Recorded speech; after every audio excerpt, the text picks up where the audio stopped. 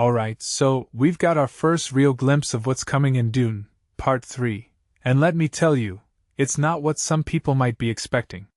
Timothée Chalamet dropped this image on his Instagram story, and it's got me thinking. We see Paul Atreides, but he's not the young, uncertain Duke we left him as.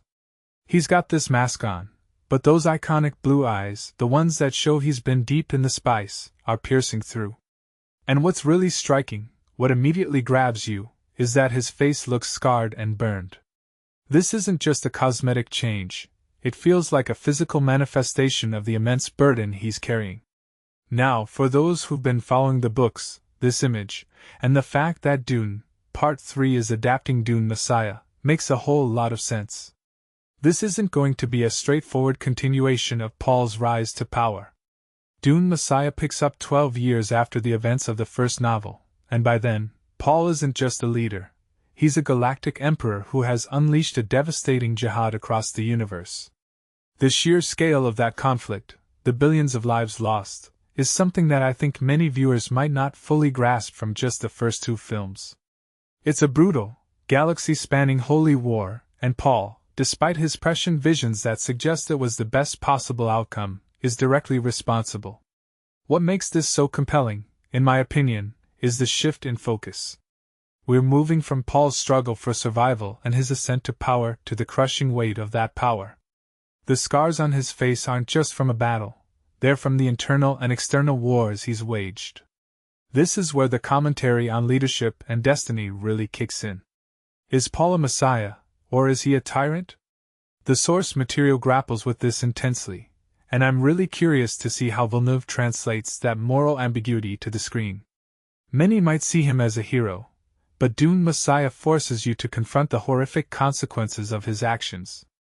And speaking of consequences, the fact that Rebecca Ferguson's Lady Jessica is reportedly going to have minimal screen time is a huge indicator of the story's direction.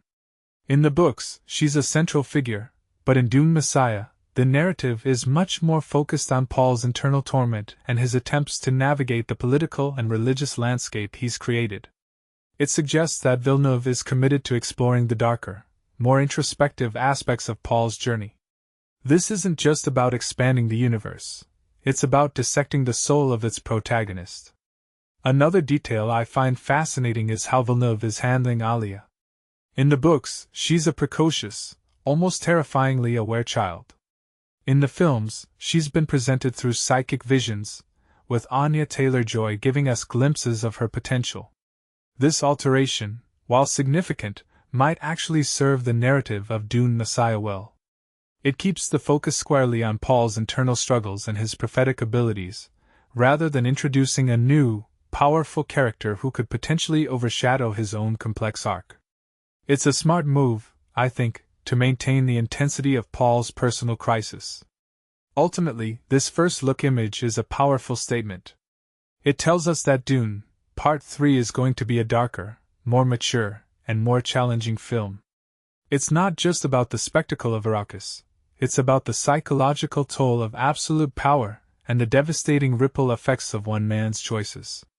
I'm personally thrilled to see this exploration of the what happens next after the victory, because that's often where the most interesting stories lie. What do you guys think about Paul's scarred appearance? Let me know in the comments below.